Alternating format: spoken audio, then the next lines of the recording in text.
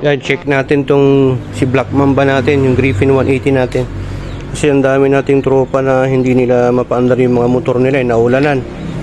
Na ito naman si Black Mamba ko, lagi naman ding naulanan to. Yan check natin, paandarin natin. Sa kanila daw, nagulo ko dito. Minsan dito pwedeng umandar, dito hindi. Simple lang yan. Yung dito lang yung yung sa may switch nya, yung wire dito. Ito. Yung wire.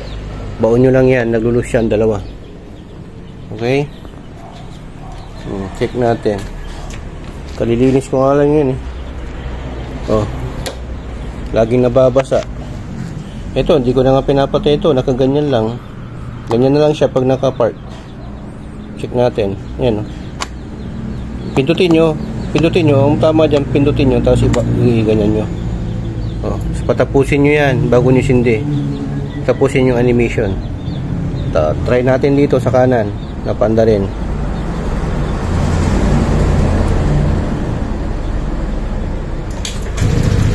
Mandar naman. Try natin sa kaliwa naman. Kapatay. Tayo muna natin mawala yung ilaw. Tapos hindi natin ulit. Maririnig kayong ugong. Tapos ano yung animation, patapusin. Tapos dito naman sa kabila. Kaya lang hindi ko mahawakan. Ayan. Tapos parang natin isisin dito. Ayan. Unahin natin sa daliri. Wait lang. Yan, yung kaliwa ko. Tapos dito sa kanan, pindutin lang natin tong start button. Mandar din. So, lagi nababasa. Pati itong mga switch na to. Yung DL. Yan, GPS ko. Hindi na ako modify ng sensor na yung D-sensor. Ito mas accurate. Voltmeter or battery indicator. Walang check engine. So yan pala yung natakbo natin. Almost 4 months na. Nagiba yung nagiba. Yan, pag magiba yan, dito lang check na lang. O yun, nag 6 bars na. Huwag nyo lang pababain to hanggang 2 to 3 bars. Dapat nasa 4 bars mas maganda. I-maintain nyo ng ganun. Yung may check engine daw, patay natin ulit. Tapos patay natin na mawala yung ilaw. Yun, hindi natin uli. Yun yung check engine. Dapat mawawala yan pag pinaandar natin. Andarin natin. Tingnan nyo. Ayun, nawala. Okay. Ayan, naka-ram air tayo. Actually ito, butas to. Tapos yan, binutas ko rin dito. Yan, butas ko yan. Yan, butas. Naka-ram air tayo pang Aerox. Tapos ito yung isi-check. Yan. 3 socket. 1, 2, tapos 3. Yan, mga socket na yan. Ito ka, pinagbubulot ko nga ito nung may sinampul ako Tapos nag-check engine siya. Diba, may scanner naman ako. Kaya natanggal ko yung check engine. Tapos, yun. Yung socket din ng yan. Injector. Ignition coil. Ito. Ignition coil nandiyan sa loob. Spark plug cap. Okay? Spark plug. Yan, dito naman sa kabila. Yan, check nyo to. Baka ito, throttle kayo ng throttle. Hindi siya rough idling. Baka ito natanggal, lumuwag. Yan, dalawang yan. Check nyo. Okay? Ano pa ba? Higpitan nyo yung sa may clamp. Ito, itong dalawa na to. Na clamp. Higpitan nyo. Tapos yung sa manifold, may hinihigpitan din dyan. Baka leak. Karoon ng air leak. Tapos lagi nyo i-check to bago nyo pandarin kung tama pa ba yung level. Check nyo rin to bago kayo mag-long ride kung tama pa rin yung level. Tapos check nyo rin yung dito, yung reservoir ng radiator. Okay? Ganun lang yun. Tapos itong gulong dapat hindi yan sumasama pag naka-idle yung motor. Dapat hindi umiikot na parang ganyan. Okay? Dapat kung iikot man siya o may free wheel man siya, kunti lang, kunting-kunti lang, or talagang wala dapat. Check natin, bombahin natin.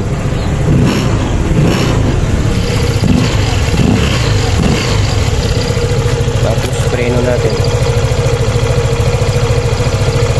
Okay? Ibig sabihin yan, pagka umiikot, malambot lang yung clutch spring. Pag matigas kasi yung center spring, center spring, dapat hindi yan iikot. 1.2, 1.5, ganoon, dapat hindi na yan umiikot. Pag malambot lang, katulad ng stock, umiikot ng konti, dapat konti lang. Kasi pagka malakas yung ikot niya o mabilis, kailangan mo lang palitan yung center spring at saka clutch spring kasi malambot na. So, ganun lang naman yung mga i-check dito. Ito, pagka may tagas na, tingnan nyo dito. Wala naman, kasi bagong palit to. Pinawaranty ko yung sa akin. Wala. Pag may tagas to, pawaranty nyo agad. 3 months lang yata yung warranty nito, 4 months. At saka, pwede namang iparepack. Nare-repack yan. Tapos, ito naman, pag malagatok din, pag magpipreno kayo sa harapan, tapos malagatok, repack nyo na. Pwede nyong palitan ng fork oil, yung original, or pwede nyong palitan ng spring, yung coil spring nya, pang Aerox B2. Yung kahit yung mura lang, yung Racing Monkey, para mas maganda yung bounce nya at hindi siya sumasagad. Tapos pagka i-check nyo yung bounce, yung play nya, yung rebound na tinatawag. Sa akin kasi hanggang dito, 80 kilos ako. Pagka mga hanggang dito na, pangit na yun na rebound nya. Dapat mga hanggang dito lang, ganyan, kahit may angkas ka. So, lagi nyo i-check, lagyan nyo ng pintle pin. Pag nabura yung pintle pin dito, di nakakain pa niya. Dapat, maganda yung rebound niya, medyo matigas ng konti. So, magandang fork oil ang katapat niyan. Okay? Ayan yung LED ko. Ang ginamit kong bracket dyan ay pang Aerox version 2. Doon sa fairings ko na kinabit yung bracket. Naka dual loud horn tayo, Bush, Germany. Okay, naka extender din tayo, pang Aerox B2 carbon type. Tapos pangit lang dito yan, nagagasgas dahil dito sa fender, kaya nga ayaw kong maglagay niyan kaya lang maulan. Titilamsik dito sa rectifier. Ito, medyo madilim. Ito yung rectifier, yung charger. Yan, nakakonekta yan sa may stator. Okay? Tapos yung computer box nandun sa pinakataas. Huwag nyong papaano yan, ibabasain. Okay? Ano pa ba? Ito, may nagtatanong, natubigan daw. Actually, hindi yun, moisture yun. Sa lagi nyong ginagamit pagka maulan, tapos hindi nyo man lang binobloweran, hindi nyo pinapatuyo, basta gamit lang kayo ng gamit, hindi pwedeng ganun mga bossing. Ang tamang gawin nyo kasi pagka gagamit kayo ng motor, kahit na anong motor yan, mapamatic, manual, pagka nababasa ng ulan at lagi nyong ginagamit, di maiwasan dahil kasama sa trabaho. Pagkadating naman ng bahay, punasan nyo or i-blower ninyo itong may mga contacts or connector na mga wires sa lahat, para na sa ganun hindi sila magkakaroon ng umido o yung tinatawag na yung corrosion. Kasi yung tubig, oxygen, hydrogen, ayan, magkukos yan ng chemical reaction. Siyempre corrosion, magkukorrosion yan. Dapat meron kayong baon din sa bahay ng contact cleaner or WD-40 para nang sa ganun nami-maintain nyo. Hindi lang po gamit ng motor kasi ang motor, ikaw din po ang magmi-maintenance yan. Wala naman yung motor na siya yung magmi-maintenance sa sarili niya. Nasa tamang paggamit lang. O yung mga first time na makabili ng FI or ECU run engine na scooter man yan or manual, bago kayo bumili, mag-research muna kayo kung kaya nyo bang i-maintain, hindi yung puro gamit na lang. Okay? Ibang may alam, mag-research kayo sa YouTube, Facebook, sa mga GC, ganun. Kasi sa lahat naman ng mga brand, either Yamaha, Honda, Suzuki, Kawasaki, nagluloko din naman, gaya ng girlfriend mo, nagluloko, hindi mo lang alam. Joke. So, yan. Okay? Oh, ba't sa akin, oh, hindi naman maganit? Oh, smooth na smooth. Wala ngang contact cleaner yan, wala ding W40, lagi ko rin minomotor wash, lagi ding nababasa. Bakit smooth? Oh, siyempre, pag nababasa, binubliweran ko pagdating ng bahay. Tapos pagka maaraw, pinapaaraw ko. Okay? Tapos baka may problema din kayo doon sa tawag dito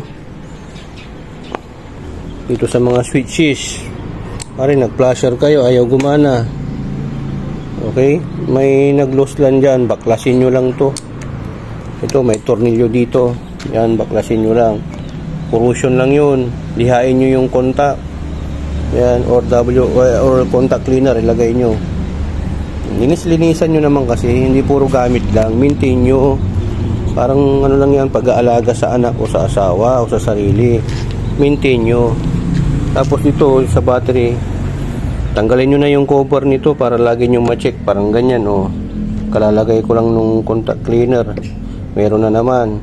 Lagyan nyo na lang ganyan para hindi siya magkaganyan. Grasa. Okay? Ito, pag gusto nyo magpa-scan, ito yung OBD port para sa scanner. O ganyan lang. Paunding kayo nito. Portable, ano yan, air pump. Tapos, ano bang laman natin to? Hot pit check. Puro tools yan. Ready para pagka may nasiraan sa daan, madaanan ko, rescue natin. Sticker pala. Oh, shout out. Griffin 180 Pangasinan chapter. Yan, pang Aerox yan dito. Okay? Dito, nagmo-moist. Ito, nag-moist din sa akin. Na-try ko rin yan. Anong ginawa ko? Blower lang ang katapat, tapos ipaaraw. Or, meron kayong blower, yung hangin, at saka yung heat gun. Kaya lang dapat malayo. Okay? Ganun lang yun. Or, pwede nyong butasan dito ng konti. Kaya lang, wag na kasi baka pasukan din kasi tumitilam check dyan. Okay? Pag click, pwedeng palitan EDB. Ganun. So, smooth lang tong sa akin. Smooth na smooth. Oh, yun yung ugong. 14.4 yung voltahe niya. Ulitin natin para makita nyo. Very healthy yung battery natin. Yan o. 14.4 pag napaandar, 12.8 pag standby. Very good yan. Ayun o, yung lakas ng charging nya. Okay.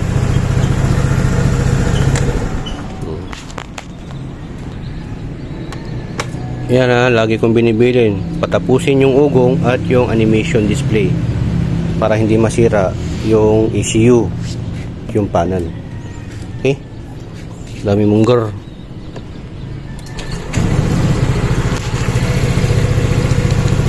Lakas pa rin ang ilaw oh.